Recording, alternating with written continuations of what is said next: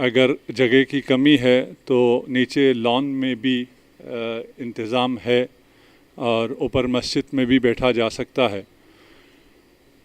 درخواست گزار ہوں ایک دفعہ پھر کہ شروع سے لے کر آخر تک ان ایس او پیز کا خیال کیجیے۔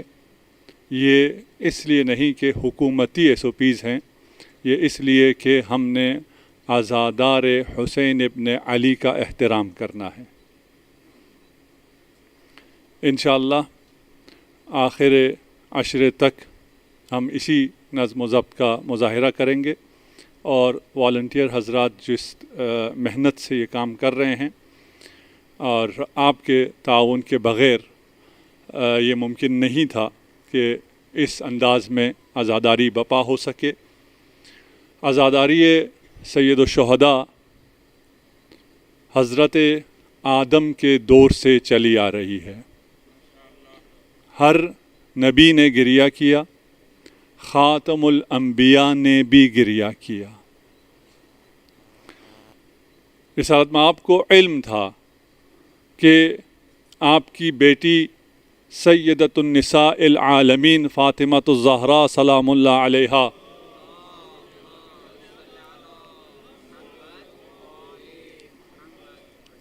آپ کے رحلت کے مختصر عرصے بعد شہید کر دی جائیں گی۔ امیر المؤمنین کی شہادت کا بھی علم تھا، خبر بھی دیتے رہے تھے، لیکن جب بھی زہرائے مرضیہ کو دیکھتے تو تبسم فرمایا کرتے تھے، لیکن جب بھی حسین ابن علی کو دیکھتے تو گریہ فرمایا کرتے تھے۔ حسین اور عزاداری حسین ہر دور میں قائم رہی ہے اور تا قیام قیامت قائم رہے گی۔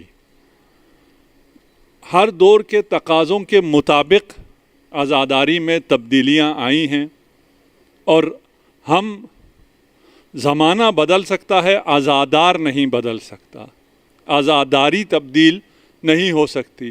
ہم جیسے ہوں جہاں ہوں اس عزاداری کو ہم قائم و دائم رکھیں گے، اور انشاءاللہ عاشوراء کے جلوس میں بھی اپنے نظم و ضبط کا مظاہرہ کریں گے، اور کوئی ایک عزادار بھی انشاءاللہ ہم سے افیکٹ نہیں ہوگا۔ اس کے لیے میں دوبارہ درخواست کر رہا ہوں، ماسک پہنے رہیے، آتے جاتے ہوئے خیال رکھیے، اور یہ میں آپ کے توسط سے، آپ لوگ انتہائی منظم بیٹھے ہیں، آپ کے توسط سے میں باقی تمام عزاداروں سے یہ درخواست کر رہا ہوں، کیونکہ یہ بات ساری دنیا میں پہنچ رہی ہے، اور آپ کے اس عملی مظاہرے کو میں ساری دنیا کے سامنے پیش کرنا چاہتا ہوں۔ صلوات پڑھ دیجئے محمد و آل محمد۔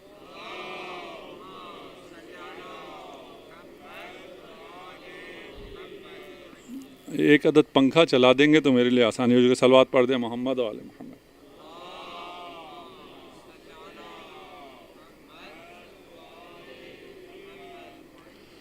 ہماری بات چل رہی ہے کہ یہ انسان جو سکون کا متلاشی ہے، اور اس سکون اور اطمینان کے تلاش میں جب مارکیٹ میں جاتا ہے تو مارکیٹ میں بہت سی ایسی چیزیں سکون اور اطمینان کے لیے پیش کر دی جاتی ہیں، اور اس میں سب سے زیادہ، سب سے بڑی چیز جس کے ذریعے سکون دیا جاتا ہے، اطمینان دیا جاتا ہے، وہ غفلت ہے۔ آج مارکیٹ میں غفلت کو بیچا جا رہا ہے۔ آج مارکیٹ میں، اور یہ مارکیٹ میں جب کہہ رہا ہوں تو آپ کو جانے کی ضرورت نہیں ہے، آپ گھر بیٹھے رہیں، پوری مارکیٹ آپ کے گھر میں، آپ کے ڈیوائس میں، آپ کے بچوں تک پہنچ رہی ہے، اور مفت میں آپ کو بہت سی چیزیں فراہم کی جا رہی ہیں۔ کوئی شخص، مخصوصاً یہ مادی دنیا، آپ کو کبھی کوئی چیز مفت فراہم نہیں کرتا۔ پہلے اور چیزیں پروڈکٹ ہوا کرتی تھی، آپ انہیں خریدتے تھے، اب آپ خود پروڈکٹ میں تبدیل ہو گئے ہیں، آپ کو بیچا جا رہا ہے، آپ بکتے ہیں، آپ کے بچے بکتے ہیں۔ ہمیں بیدار ہونے کی ضرورت ہے، ہمیں یہ بات سمجھنے کی ضرورت ہے کہ جس چیز سے سکون حاصل ہوتا ہے وہ ہے جس نے سکون اور اطمینان کو خلق کیا ہے۔ جو خالق سکون ہے، ہمیں اسی سے سکون تلاش کرنا ہے، اسی سے ہم نے سکون کو لینا ہے. اور سکون کی تلاش میں جب ہم نکلے تو ہمیں پتہ چلا کہ سب سے پہلے سکون حاصل کرنے کے لیے ہمیں راضی ہونا ہے, راضی بقضائے الہی ہونا ہے. اور حدیث قدسی ہے کہ رضائی بے رضاک, میری رضا تیری رضا میں ہے. اگر تو مجھ سے راضی ہو گیا تو میں تجھ سے راضی ہو جاؤں گا. اب تقدیر پر راضی ہونا, قضاء و قدر پہ راضی ہونے کا مطلب آیا یہ ہے کہ ہم ہاتھ پر ہاتھ دھرے بیٹھے رہیں, ہم کوئی عمل نہ کریں, ہم کسی SOPs پر عمل نہ کریں, ہم کوئی احتیاط نہ کریں اور کہیں اگر تقدیر میں ہوا, مجھے کرونا آنا ہوا تو میں افیکٹ ہو جاؤں گا, اگر میری تقدیر میں نہ ہوا تو میں افیکٹ نہیں ہوں گا. کیا آیا ایسا ہے؟ نہیں, ایسا ہرگز نہیں ہے. اللہ کا بھی ارادہ ہے, آپ کا بھی ارادہ ہے, یہ دونوں ارادے چلتے ہیں. اور آپ کا ارادہ اللہ کے ارادے سے قائم ہے. اللہ نے آپ کو صاحب اختیار بنایا ہے, آپ کو مختار بنایا ہے, آپ کو عقل جیسی نعمت دی ہے, آپ کو ارادہ جیسی نعمت سے نوازا ہے, آپ کو یہ شرف دیا ہے کہ آپ ارادہ خدا اور مراد خدا کے درمیان قرار پاتے ہیں. اگر خدا ہم سے ایمان چاہتا تکویناً تو ہم سب مومن ہوتے. اللہ ہم سب سے ایمان چاہتا ہے لیکن ہمارے اپنے اختیار سے. ارادہ خدا اور مراد خدا کے درمیان میں آپ ہیں اور آپ کو یہ شرف دیا گیا ہے تاکہ آپ اپنے اختیار سے تکامل کا سفر طے کریں.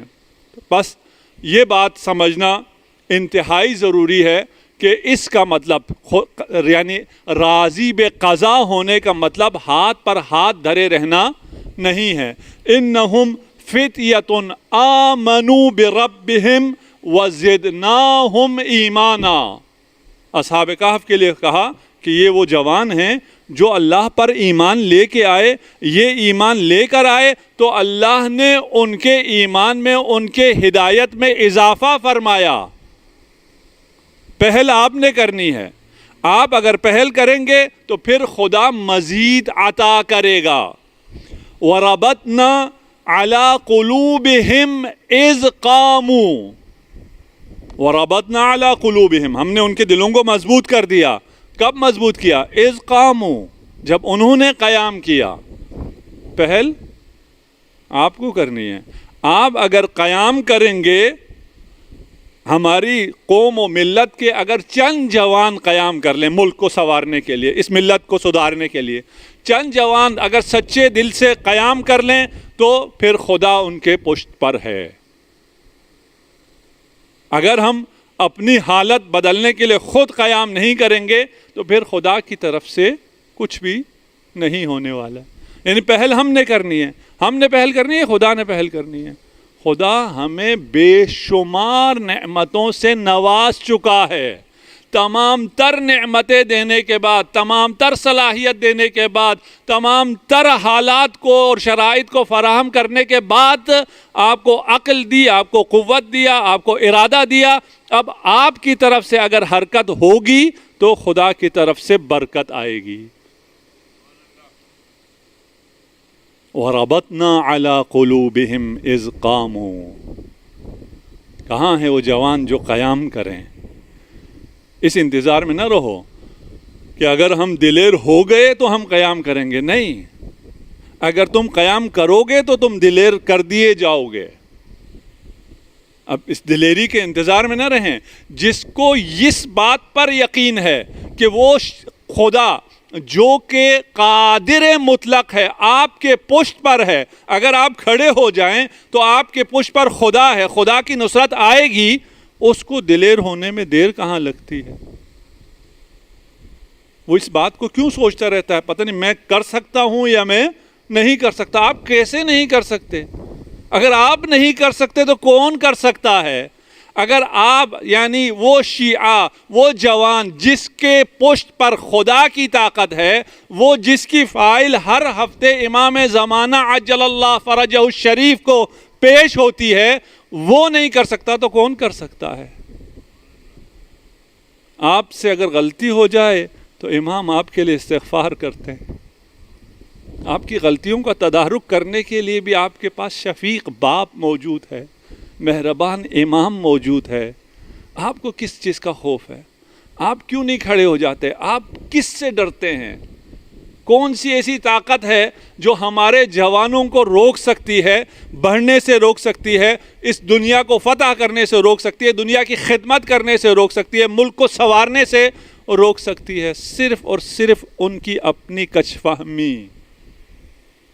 وہ اس غلط فہمی میں ہوں کہ خدا نے پہلے کرنا ہے، خدا نے بہت کچھ کر دیا ہے، آپ کو ان نعمتوں سے نوازا ہے جس کا آپ اندازہ ہی نہیں لگا سکتے. آپ کے پاس صحت ہے، آپ کے پاس دولت ہے، آپ کے پاس اختیار ہے، آپ کے پاس آزادی ہے، آپ ایک آزاد ملک میں زندگی کر رہے ہیں. آپ جو چاہیں آپ کر سکتے ہیں، آپ جہاں مجلس کرنا چاہیں کر سکتے ہیں، جہاں جو ادارہ بنانا چاہتے ہیں بنا سکتے ہیں، جو تبلیغ کرنا چاہتے ہیں کر سکتے ہیں. پھر کیوں نہیں کرتے ہیں؟ خدا نے ہمیں وسائل نہیں دیے. وسائل کام کرو گے، ہمت بلند کرو گے تو وسائل بھی آئیں گے. امیر المؤمنین علی ابن ابی طالب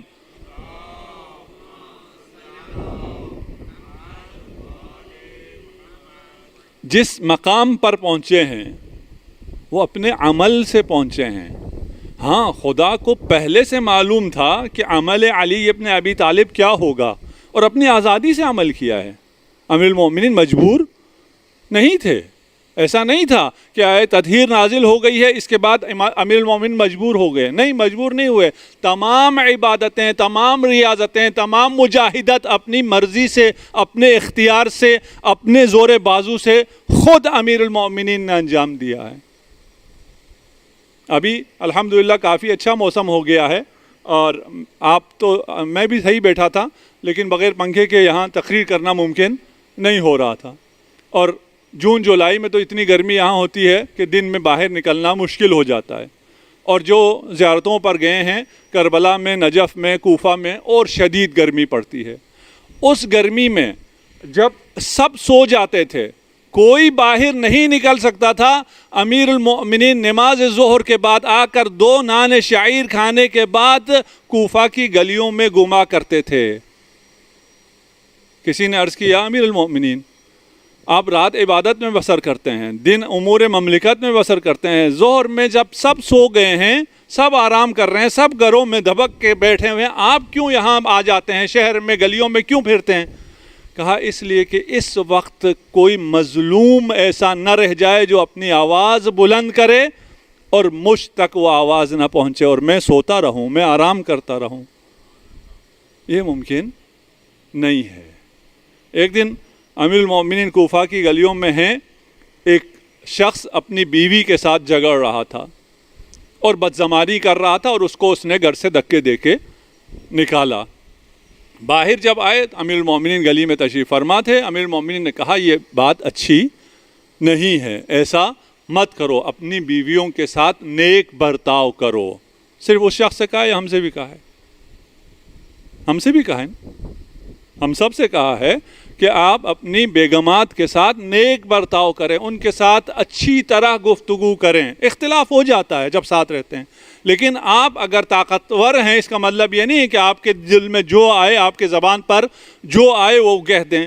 اس کو دھکے دے کے نکال رہا تھا. امیر المؤمنین نے کہا یہ بات صحیح نہیں ہے. وہ شخص پیش میں آیا کہ اس کو تو میں بعد میں دیکھ لوں گا، میں پہلے تجھے دیکھتا ہوں. تجھے حق، اس نے یہ حق دیا کہ ہمارے معاملات میں گفتگو کرے، اور آ کے اس نے امیر المؤمنین کے گریبان پر ہاتھ ڈال دیا. علی ابن ابی طالب کے شخص پہ کوئی گریبان میں کوئی ہاتھ ڈالے اور وہ کھڑا رہے، ممکن ہے؟ دوسرے ہی لمحے وہ زمین بوس ہو چکا تھا اور امیر المؤمنین نے اسے قابو کیا. شور ہوا، لوگ آئے اور لوگوں نے جب احترام کرنا شروع کیا اس شخص کا تو اس نے پوچھا یہ کون ہے؟ کہا یہ حاکم ہے، یہ خلیفہ وقت ہے، یہ امیر المؤمنین علی ابن ابی طالب ہیں. اس شخص نے معافی مانگی کہ مجھے معاف کر دیجئے. امیر المؤمنین نے کہا جاؤ اپنی بیگم سے معافی مانگو. یہ تو کریم ہے نا، یہ تو کریم امام ہے. بغیر معافی مانگے معاف کر دیا، کہا جاؤ اپنی بیگم سے معافی مانگو. اب ہم نے بھی سن لیا, ہم نے امیر المومنین کی یہ بات سنی ہے نا, اگر کسی بھی شخص سے کوئی بھی زیادتی اپنے بیوی کے حق میں یا کسی بھی ضعیف کے حق میں ہوئی ہے, وہ جائے آج جا کر معافی مانگے. معافی مانگنے سے آپ چھوٹے نہیں ہو جاتے, معافی مانگنے سے آپ بڑے ہو جاتے ہیں, معاف کرنے سے آپ بڑے ہو جاتے ہیں. اگر مجھے موقع ملا اس موضوع پر میں مفصل گفتگو کروں گا کہ کتنی عظمت ہے معاف کرنے کی اور کتنا سکون ہے معاف کرنے میں. اگر آپ معاف کر دیں گے تو آپ اپنا فائدہ کریں گے, دوسرے پہ کوئی احسان نہیں کریں گے. امیر المؤمنین نے یہ جو حالت حاصل کی, یہ جو مقام حاصل کیا, یہ خود حاصل کیا ہے, خود اپنے اعمال سے حاصل کیا ہے, خود اپنے ایمان سے حاصل کیا ہے. امیر المؤمنین کا ایمان اپنا ایمان ہے, ایسا ایمان ہے کہ اگر پردے ہٹ جائیں تو امیر المؤمنین کے ایمان میں اضافہ نہیں ہو سکتا. روایت میں ہے کہ اگر ایمان امیر المؤمنین کو, جو کہ کمیت نہیں ہے کیفیت ہے, اس کیفیت کو کمیت میں اگر تبدیل کر دیا جائے, اس کو اگر جرم میں مادے میں تبدیل کر دیا جائے, تو پوری کائنات کو, یہ حدیث جو رسالت مآب سے ہے, رسالت مآب پوری کائنات کی وسعتوں کو اس وقت جانتے تھے. آج کا بچہ, آج کا جوان کائنات کی وسعتوں کو کچھ حد تک جانتا ہے کہ اس کائنات میں 50,000 ٹریلین گلیکسیز ہیں. گلیکسی, ایک گلیکسی کسے کہتے ہیں اس کا بھی کوئی تصور نہیں کر سکتا. پوری کائنات کا ایک طرف اگر وزن رکھ دیا جائے اور ایمان علی ابن ابی طالب کا وزن ایک پلڑے میں رکھ دیا جائے, تو ایمان ابی طالب کا, علی ابن ابی طالب کا پلڑا بھاری ہو جائے گا.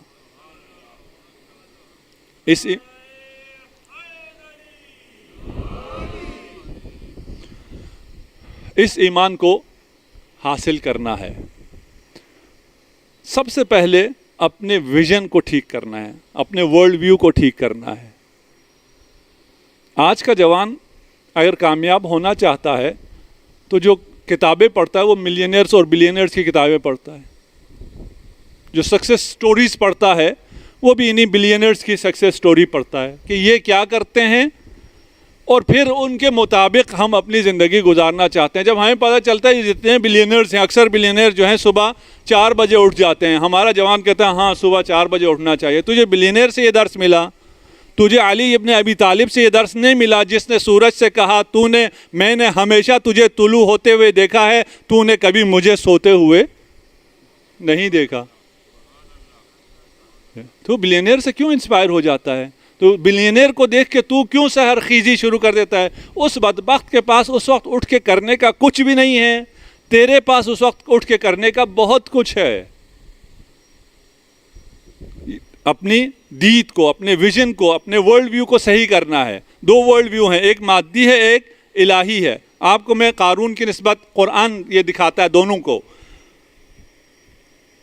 وقال الذین یریدون الحیات الدنیا, وہ جو حیات دنیا چاہتے ہیں, کبھی بولوں گا حیات دنیا کیا ہے. وہ جو حیات دنیا چاہتے ہیں وہ کیا کہتے ہیں, یا لیت لنا مثل ما اوتا قارون, کاش ہمیں وہ مل جائے جو قارون کو ملا ہے. انہ لذو حظ عظیم, قارون جو ہے بہت بڑا بہرا رکھنے والا ہے, حظ رکھنے والا ہے, بڑا خوش نصیب ہے.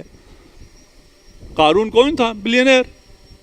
جس طرح اس زمانے کے لوگوں کے لیے کہا ہے, وہ قارون کو دیکھ کے کہتے ہیں کاش اتنی دولت ہمیں مل جائے.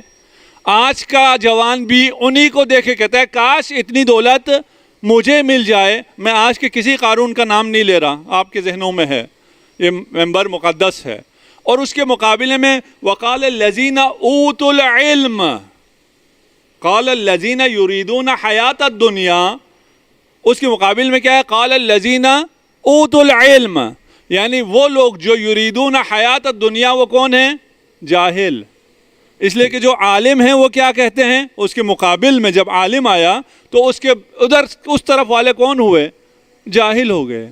اب آپ اپنا فیصلہ کر لیں, ہم عالم کی طرف ہیں یا جاہل کی طرف ہیں. ہماری اپروچ کیا ہے؟ ہمارے سوچنے کا انداز کیا ہے؟ وَيْلَكُمْ ثَوَابُ اللَّهِ خَيْرٌ لِمَنْ آمَنَ وَعَمِلَ صَالِحًا. دنیا دار کہتے ہیں جو دنیا چاہتے ہیں، حیات دنیاوی چاہتے ہیں، دنیا چاہتے نہیں، حیات دنیاوی چاہتے ہیں، جو پس زندگی گزارنا چاہتے ہیں، وہ بے وقوف اور جاہل لوگ کہتے ہیں کاش دولت قارون ہمیں مل جائے، اور جو علم رکھتے ہیں وہ کہتے ہیں کاش صفت ہارون ہمیں مل جائے. کتنا فرق ہے قارون اور ہارون میں. وہ کہتے ہیں وہ جو تم دیکھ رہے ہو وہ کچھ بھی نہیں ہے. ثواب اللہ خیر لمن آمن وعمل صالحا. اگر تم اللہ کا ثواب حاصل کرو اور ایمان لے کر آؤ اور عمل صالح کرو تو جو سکون تمہیں ملے گا، جو آرام تمہیں ملے گا، وہ قارون کو تصور بھی اس نے اس کا نہیں کیا ہوگا. اب ہم کس طرف ہیں؟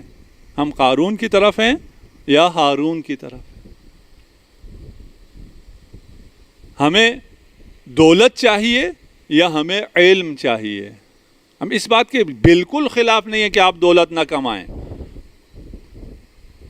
اگر کوئی شخص رسالت مآب کے پاس آتا اور وہ رسالت مآب سے کوئی چیز طلب کرتا اور رسالت مآب پوچھتے یہ کرتا کیا ہے، اور لوگ بتاتے یہ بہت اچھی عبادت کرتا ہے، سب کچھ کرتا ہے، لیکن ہے بے روزگار، تو رسالت مآب کہتے تھے یہ میری نظروں سے گر گیا. مومن بے روزگار نہیں ہو سکتا، مومن کام نہ کرے نہیں ہو سکتا، مومن نہ کمائے نہیں ہو سکتا. اس کا مطلب یہ نہیں کہ نہ کماؤ، خوب کماؤ. علی ابن ابی طالب خود بلینئر تھے. علی نے اپنے ہاتھوں سے جو عبادت کی ہے، جو کمایا ہے عبادت میں، وہ اپنی جگہ، جو ہاتھ سے دولت کمائی ہے وہ بھی بلینئر تھے. جتنے باغات آپ نے لگائے ہیں، جو آپ کی آمدنی تھی وہ کسی سے کم نہیں تھی. کوئی اور غنی نہیں تھا، صرف علی غنی تھا، اپنے ہاتھوں سے کما کے غنی تھا. لیکن جو نان جو کھاتا تھا، کوہنا لباس پہنتا تھا، وہ الگ مسئلہ ہے. کماتا تھا لیکن حیات دنیاوی اختیار نہیں کرتا تھا. صلوات پڑھ دیجئے محمد و آل محمد پر.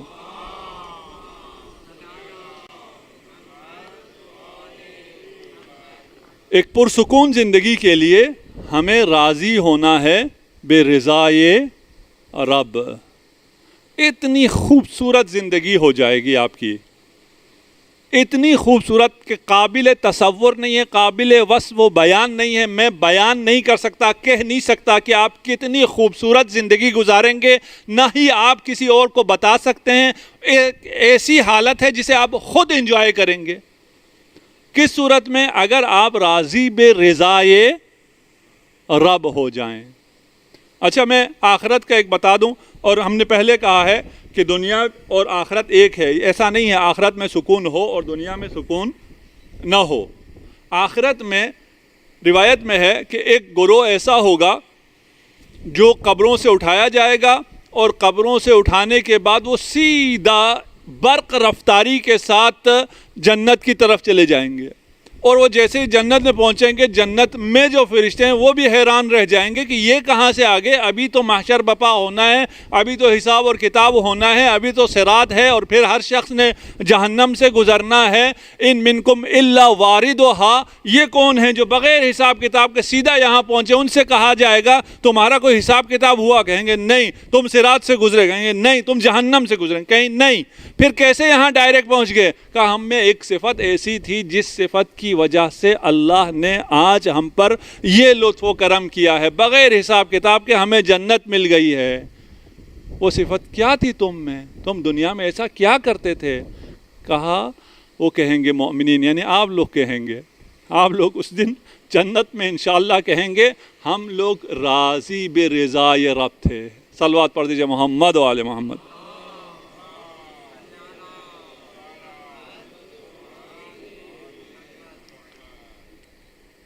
یہ خود ایک پھر لمبی بحث ہے، اور علماء نے اس پہ بہت لکھا ہے کہ آیا ممکن ہے کوئی شخص راضی بے رب ہو، یا یہ انسان کی پہنچ سے صرف معصومین کے اختیار میں ہے کہ وہ راضی بے رب رہیں. اس پہ پھر مختلف دلائل ہیں، میں علمی ابحاث میں اور ان گہرائیوں میں نہیں جانا چاہ رہا. اگر اطمینان اور سکون چاہتے ہو کہ یقیناً چاہتے ہو اور اسی اطمینان اور سکون کے پیچھے نہ جانے کیا کیا کر ڈالتے ہو کہ ہم سکون سے رہیں، ہمارے بچے سکون سے رہیں، اگر اطمینان اور سکون چاہتے ہو تو اطمینان اور سکون صرف اور صرف اور صرف اللہ سے ملے گا. یہ بات طے ہے. اللہ کو چھوڑ کر جدھر بھی جاؤ گے کوئی سکون نہیں ملے گا. اس ہدف اور اس مقصد کے جتنے قریب جاؤ گے اتنا سکون برباد ہوگا. جتنی زیادہ دنیا ملے گی، جتنی زیادہ دولت ملے گی، جتنا زیادہ اقتدار ملے گا، اتنا تمہارا سکون برباد ہوگا. سکون کے لیے ہم آج رضا رب سے ابھی ہم نہیں نکل پائے اور بہت زیادہ چیزیں ہیں. ہم کوشش کریں گے انشاءاللہ کل سے تھوڑا سا تیز چلے جائیں، اور وقت بھی ہمارے پاس کم ہے اور ہم اس چیز کے ملتزم ہیں کہ ہم تقریباً 45 منٹ میں مجلس کو تمام کر لیں، اور تاکہ آپ لوگ بھی جا سکیں. جاتے ہوئے مجھے تھوڑا سا گلا ہے کہ ہم احتیاط نہیں کرتے، اور آج انشاءاللہ ماتم بھی ہوگا، اور اگر کوئی لوگ تیار ہیں تو فبیہا، نہیں ہیں تو جو لوگ آئے ہوئے ہیں جو نوحہ خوانی کر سکتے ہیں وہ آج ماتم کریں تاکہ نوحہ خوانی ہو، یہاں ماتم داری ہو، اور اس کے بعد آہستہ آہستہ لوگ یہاں سے جائیں. صلوات پڑھ دیجئے محمد و آل محمد.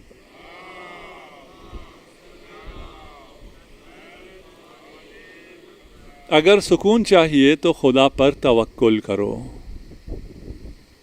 اگر سکون چاہیے تو خدا پر توکل کرو، خدا پر اعتماد کرو. ہمیں اس کا بالکل الٹا سمجھایا جاتا ہے. اگر دنیا میں کامیابی چاہیے تو آپ میں کانفیڈنس ہونا چاہیے. کانفیڈنس کیا ہے؟ اعتماد بنفس. آپ میں اعتماد بے نفس ہونا چاہیے. نہیں، آپ میں اعتماد بے نفس نہیں چاہیے. آپ کا نفس آپ کو کہیں کا نہیں چھوڑے گا. آپ کو اعتماد بے خدا ہونا چاہیے. آپ کا سارا اعتماد اللہ پر ہونا چاہیے. جس کا اعتماد اللہ پر ہوتا ہے وہ کمزور انسان نہیں ہوتا. اعتماد بنفس اگر اس قوت کو کہتے ہیں، قوت فیصلہ کو کہتے ہیں، تو بالکل صحیح ہے. کانفیڈنس اگر اسے کہتے ہیں، لیکن کانفیڈنس بھی وہ نہیں ہے. کبھی کھولوں گا میں خود لفظ کانفیڈنس کو بھی. اللہ پر توکل. اللہ پہ توکل ہم کیوں سمجھا رہے ہیں؟ تاکہ ہم رضا بے قضاء رب کو سمجھ سکیں. خب اللہ پہ توکل کرنے کا کیا مطلب ہے؟ اگر میں گاڑی لے کے آیا ہوں، میں لاک کیے بغیر آ جاؤں کہ میں خدا پہ توکل کر رہا ہوں، کیونکہ پچھلے زمانے میں لوگ اونٹوں پہ آیا کرتے تھے، تو یہ مثال اونٹ کے ساتھ ہے. آج کل آپ گاڑیوں پہ آتے ہیں، موٹر سائیکل پہ آتے ہیں، آپ لاک کیے بغیر آ جائیں اور کہیں میں خدا پہ توکل کر رہا ہوں. صحیح ہے؟ صحیح نہیں ہے. آپ گاڑی لاک کرنے کے بعد خدا پہ توکل کریں. صحیح ہے؟ صحیح نہیں ہے. دونوں صحیح نہیں ہے. ٹھیک، آپ گاڑی کھلی چھوڑ آئیں، وہ بھی صحیح نہیں ہے. لاک کرنے کے بعد خدا پہ توکل کریں، وہ بھی صحیح نہیں ہے. بعد میں نہیں ہے توکل خدا پر. خدا پر توکل، خدا پہ اعتماد ہمیشہ ہے. جب آپ لاک کر رہے ہیں اس وقت بھی آپ کا اعتماد خدا پہ ہونا چاہیے. اگر خدا پہ اعتماد نہ ہو تو آپ کے ہاتھ میں قوت آئے گی ہی نہیں لاک کرنے کی. اگر نہ آئے کہاں جائیں گے آپ؟ نہ جانے سمجھا پا رہا ہوں یا نہیں. یہ توکل کا مطلب یہ نہیں ہے کہ بعد میں توکل، پہلے میں نے کچھ کرنا ہے. نہیں، جب بھی ہر حال میں اللہ پر ہی اعتماد ہے، اللہ پر ہی میں نے توکل کرنا ہے. اللہ پر میں جو توکل کرتا ہوں، توکل کا معنی کیا ہے؟ اس میں بھی دقیق بحثیں ہیں، میں بہت آسان کر کے آپ خدمت پیش کر رہا ہوں. توکل کا مطلب یہ ہے کہ میں طالب خیر و صلاح ہوں. میں یہ خیر چاہتا ہوں کہ میری گاڑی گم نہ ہو. اس خیر اور صلاح کے لیے میں اللہ کو وکیل کرتا ہوں کہ اب میں گاڑی کے پاس تو نہیں ہوں، میں وہاں سے آ گیا. اس خیر کو پانے کے لیے، اس صلاح کو پانے کے لیے میں نے خدا کو اپنا وکیل کر دیا. میں نے خدا پر اعتماد کیا. آپ وکیل کرتے ہیں تو اس پہ اعتماد کرتے ہیں، اسے کورٹ میں بھیج دیتے ہیں، خود گھر بیٹھے رہتے ہیں. طلب خیر اور صلاح کے لیے اللہ پر اعتماد توکل ہے. اور رضا بے رضا قضا یہ رب کیا ہے کہ انسان اور جو شخص راضی ہے وہ اپنے ارادے کو فانی کر دے ارادے رب میں. نہ جانے اس فرق کو میں پہنچا سکا یا نہیں پہنچا سکا. وہاں میں کسی چیز کو خیر دیکھتا ہوں, اس خیر کے حصول کے لیے خدا پر اعتماد کرتا ہوں, خدا کو وکیل کرتا ہوں. لیکن یہاں رضا بقضا میں میرا کوئی ارادہ ہے ہی نہیں, میں کوئی ارادہ نہیں کرتا. میں کہتا ہوں جو تیرا ارادہ وہی میرا ارادہ. میں اپنے ارادے کو ارادت اللہ میں فان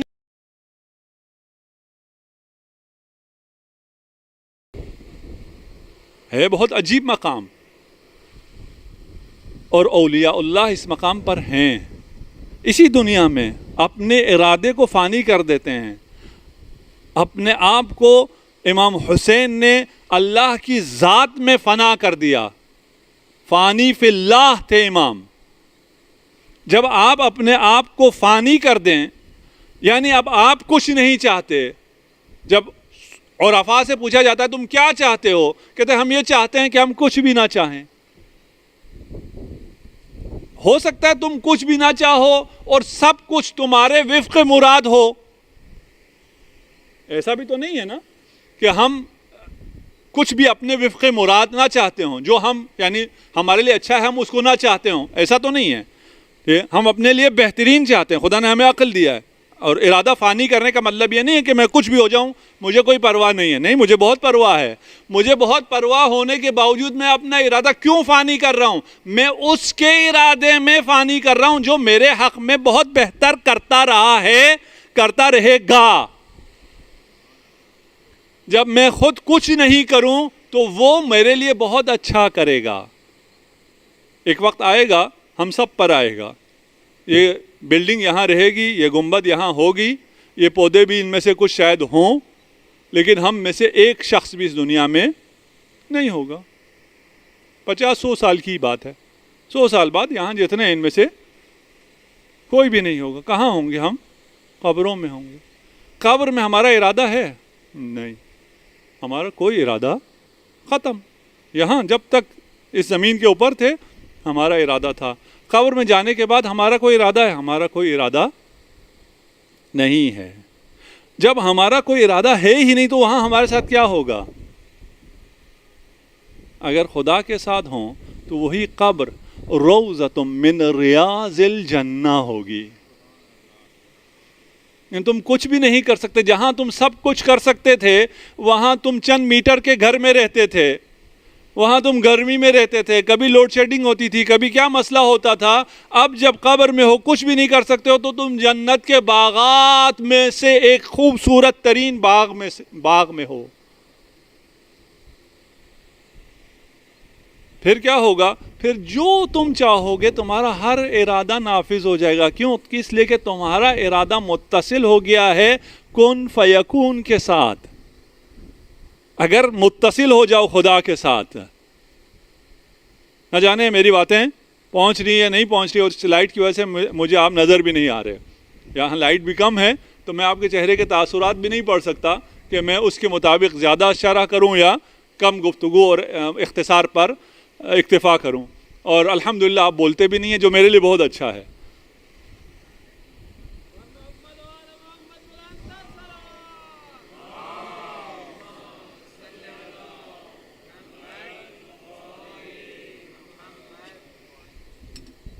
بارہ دیگر سلوات.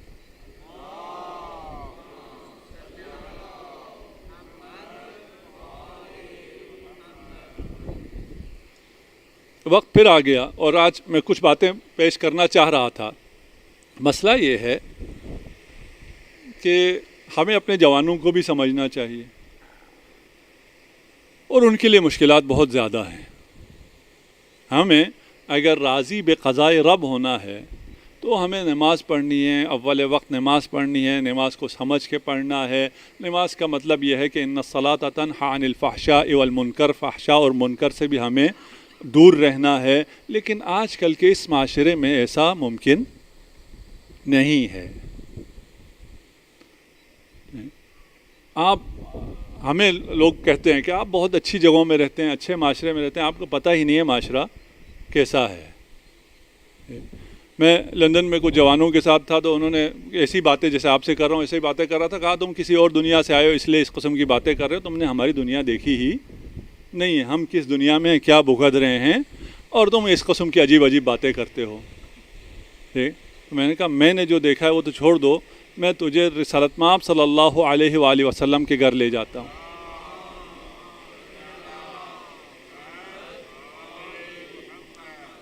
اگر مدینے میں رسالت مآب کے گھر جائیں تو ان کے گھر میں کیا ملیں گے؟ اب میں نام بھی نہیں لے سکتا. ان کو بھی دیکھیے کیا کیا کیا ایکسپیرینس ہے معاشرے کے, کن کن لوگوں کا ایکسپیرینس اتنی عظیم ہستی کو ہے. تو ہم تو گناہ گار لوگ ہیں, ہم نے بھی سب کچھ دیکھا ہوا ہے, سارا معاشرہ ہمارا بھی دیکھا والا ہے, ہم نے بھی ہر طرح. اس قسم کے معاشرے میں آپ کہیں اول وقت نماز پڑھو اور نماز جو برائیوں سے روکتی ہے اس سے رک جاؤ اور اچھی طرح حجاب کرو, یہ سب ممکن نہیں ہے. یہ ہے ممکن؟ ممکن ہے. یہ معاشرہ بہت خراب ہے. اس خراب معاشرے میں کیا کیا جائے؟ یہی خراب معاشرہ, جیسے میں نے کل کہا تھا, یہی شیطان, یہی نفسیات, یہی شہوت تمہارے لیے لانچنگ پیڈ ہیں. تم اس درخت کی طرح بن جاؤ جو درخت کھاد سے فائدہ تو اٹھاتا ہے لیکن کھاد کی بو اس میں شامل نہیں ہوتی, نہ اس کے پتوں میں, نہ اس کے رنگ میں, نہ اس کے بو میں, نہ اس کے پھل میں. بلکہ جتنی زیادہ بدبودار کھاد زیادہ ہوگی اس کا پھل اتنا ہی زیادہ شیرین اور میٹھا ہوگا. معاشرے کی گند سے فائدہ اٹھاؤ اور اس گند سے خوشبودار درخت میں تبدیل ہو جاؤ. معاشرے کا گند تمہیں روکتا نہیں ہے. الذاکر جو کہ ذکر کر رہا ہے, الذاکر فی الجاہلین, جوہلا میں ذکر کرنے والا, کا مقاتل فی سبیل اللہ, اللہ کی راہ میں جہاد کرنے والے کے برابر ہے. سلوک کے لیے مقدس زبان, جسے یہ زمانہ بہت مقدس زمانہ ہے, مقدس زمان کے ساتھ کیا چاہیے؟ نامقدس مکان. مقدس زمان چاہیے, نامقدس مکان چاہیے, یعنی ناپاک مکان چاہیے, برا معاشرہ چاہیے. برے معاشرے سے آپ تکامل کر سکتے ہیں, آپ عروج کر سکتے ہیں. شرط یہ ہے کہ آپ کو خود سیدھا رہنا ہے. آپ اگر راہ راست پر نہ ہو, آپ اگر مستقیم نہ ہو, آپ اگر سیدھے نہ ہوں تو پھر برا معاشرہ آپ کو بھی جھکا دیتا ہے. لیکن اگر آپ سیدھے ہوں, آپ اگر تیر کی طرح سیدھے ہوں تو کمان جتنا زیادہ ٹیڑھا ہوتا جائے گا آپ اتنی زیادہ طاقت سے جائیں گے. کمان کو ٹیڑھا ہونا چاہیے, تیر کو سیدھا ہونا چاہیے. تیر اگر یہی کہتا رہے, یہی گلا کرتا رہے, یہ کمان بہت ٹیڑھی ہے, میں کیسے پرواز کروں؟ بھائی معاشرے نے ٹیڑھا ہونا ہے. اور مثالی مومن کون ہے قرآن کی نظر میں؟ کون ہوگا مثالی مومن؟ جی, قرآن نے مثالی مومن کسے قرار دیا ہے؟ مثالی مومن کے لیے ہمیں فرعون کے دور میں لے جاتے ہیں. فرعون کے دور میں کون ہوگا مثالی مومن؟ حضرت موسیٰ کلیم اللہ؟ نہیں. کون ہے؟ ایک خاتون ہے, ایک عورت ہے. وہ عورت کون ہے؟ قصر فرعون میں ہے. وَضَرَبَ اللَّهُ مَثَلًا لِلَّذِينَ آمَنُوا امْرَأَةَ فرعون. قرآن کی نگاہ میں مثالی مومن, مثالی مومنہ ہے, ماڈل مومن, ماڈل مومنہ ہے. وہ بھی کہاں ہے؟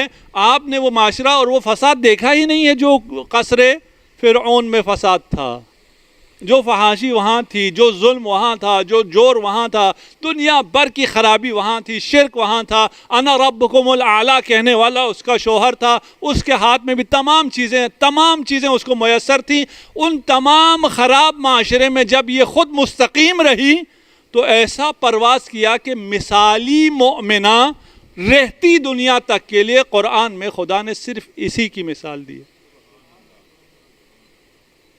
ہمارے معاشرہ کو اتنا خراب نہیں ہے.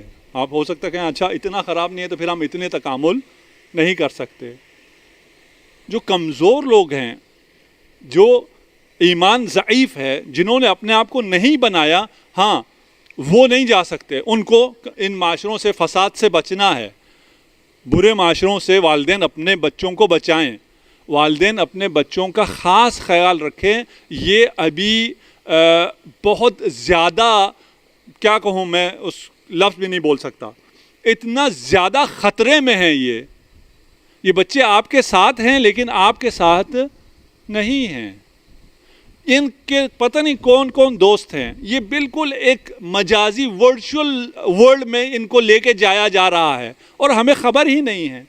ان کی گیمز، ان کی ایپس، ان کا دیکھنا، ان کا اٹھنا، ان کا بیٹھنا. جوان ناراض ہو رہے ہوں شاید، یہ بچے، آپ ناراض نہ ہوں. ان پر نظر رکھنے کی ضرورت ہے. ابھی رات اندھیرا ہے، بچے ساتھ ہیں. اس اندھیرے میں، اس باغ میں آپ اکیلے چھوڑ دیں گے نا؟ اس بالکل سیکیور ہے، ادھر کوئی بھی نہیں آئے گا، پھر بھی نہیں چھوڑیں گے. اس دیوار سے باہر چھوڑ کے آ جائیں گے آپ اپنے بچے کو کہ بچے تھوڑا دیر ذرا گھوم لینا، میں مجلس سن کے آتا ہوں؟ نہیں چھوڑیں گے. تو پھر اکیلے موبائل کے ساتھ کیوں چھوڑ دیتے؟ موبائل اس گارڈن سے، اس کے باہر کی دنیا سے بہت زیادہ وحشتناک ہے. آپ کے جوان کو، آپ کے بچے کو اغوا کرنے والے بہت سے لوگ موجود ہیں. بہت بڑے دشمن تاک لگائے بیٹھے ہیں اور ہم بالکل آزادی سے انہیں چھوڑ دیتے ہیں. خدا را اپنے بچوں کا خیال کریں، اپنے بچوں سے پیار کریں، اپنے بچوں سے محبت کریں. یہ آپ کا مستقبل ہیں، یہ آپ کی اور ہماری امیدیں ہیں. ان سے پیار کرنے کا تقاضا یہ ہے کہ ان کے سوشل میڈیا پر نظر رکھیں، انہیں اتنے زیادہ گیجٹس میں نہ ڈالیں، انہیں سکون فراہم کریں. یہ تو سب کہتے ہیں، اور یہ جتنے بڑے جو بنانے والے ہیں ان کے بچے ان گیجٹس میں نہیں ہیں، ان ڈیجیٹل دنیا میں نہیں ہیں. اور اس دنیا کی وجہ سے وہ دنیا کتنی بڑی عذاب میں ہے، کس میں مبتلا ہے، انشاءاللہ کل میں اگر موقع ملا عرض کروں گا. صلوات پڑھ دیجئے محمد و آل محمد.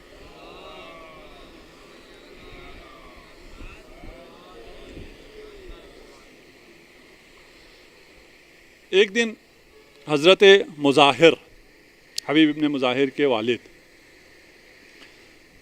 حبیب کے اصرار پر رسالت مآب صلی اللہ علیہ وآلہ وسلم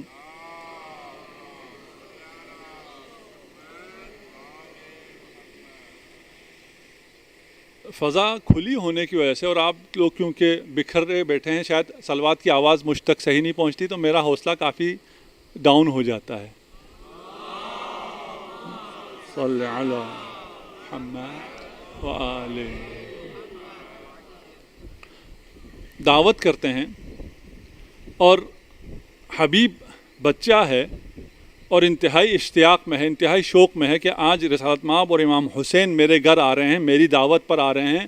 بار بار چھت پر جاتے ہیں کہ کب آئے کب آئے. وہ چھت سے حبیب گرے اور گر کر ان کی وفات ہو جاتی ہے.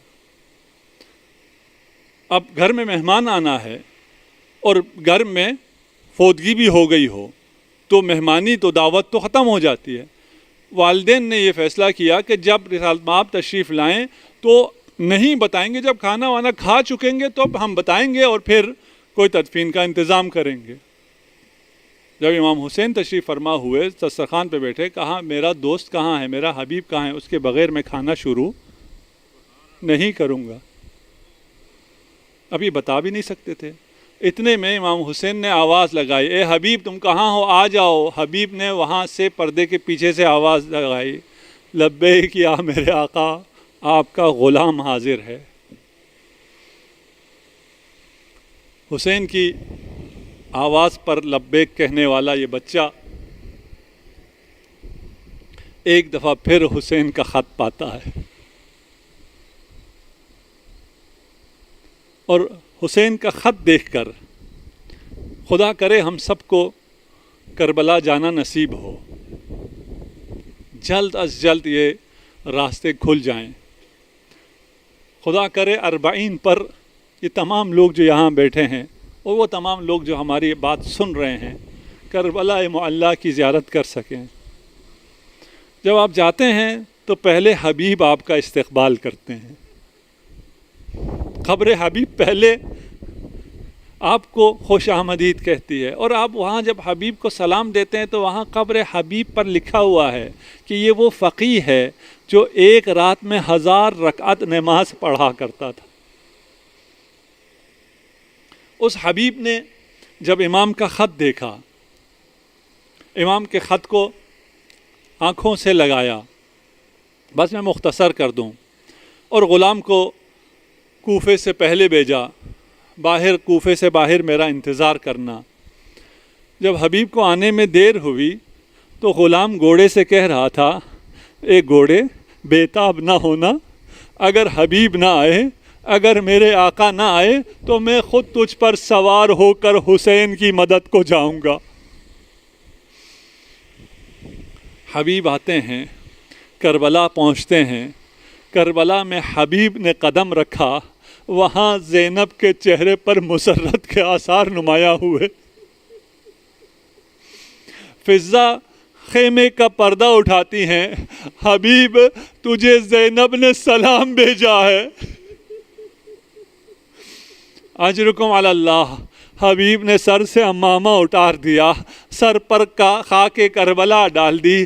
اللہ رے مظلومیت زینب، یہ وقت بھی آ گیا کہ آقا زادی غلاموں کو سلام بھیج۔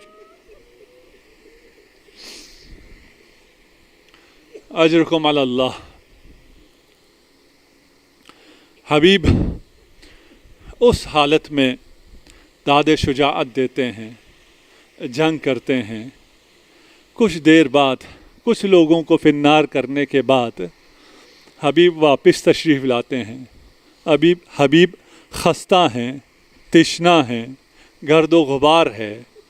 جب واپس آئے تو کسی نے پوچھا کہ حبیب کیوں واپس آئے؟ کہا 2 کام تھے، چاہتا تھا شہادت سے پہلے یہ 2 کام کر جاؤں۔ ایک کام تو یہ تھا کہ میں نے رسول خدا سے سنا ہے کہ جو امام حسین کی زیارت کرے گا اسے 1000 حج اور عمرے کا ثواب ملے گا۔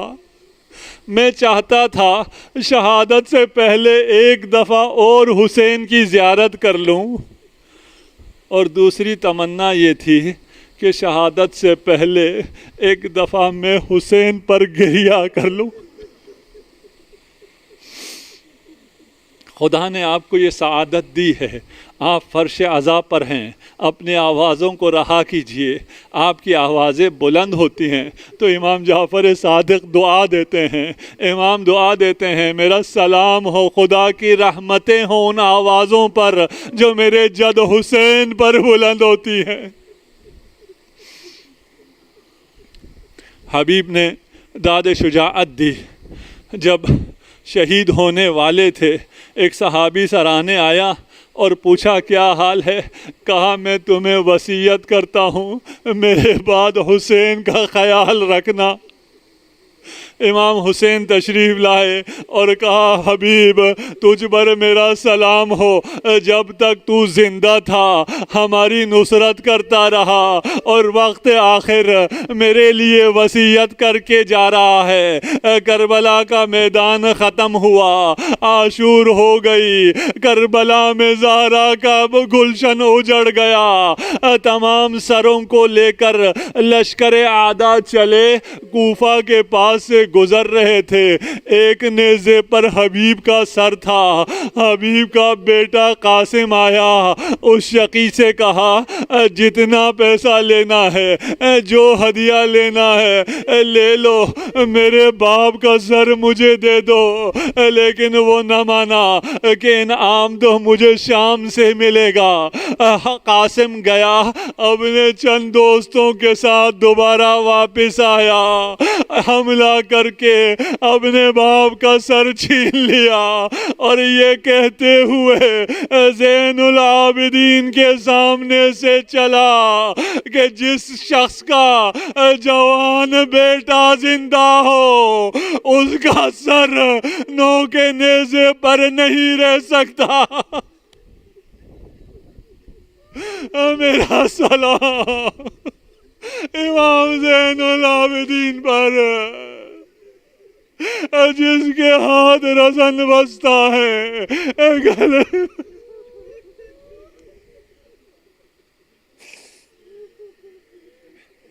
سيعلم الذين ظلموا أي منقلب ينقلبون إنا لله وإنا إليه راجعون. خدایا ہماری اس قلیل عبادت کو اپنی بارگاہ میں قبول و منظور فرما. تمام عزاداران سید الشہداء کو اپنے حفظ و امان میں رکھ.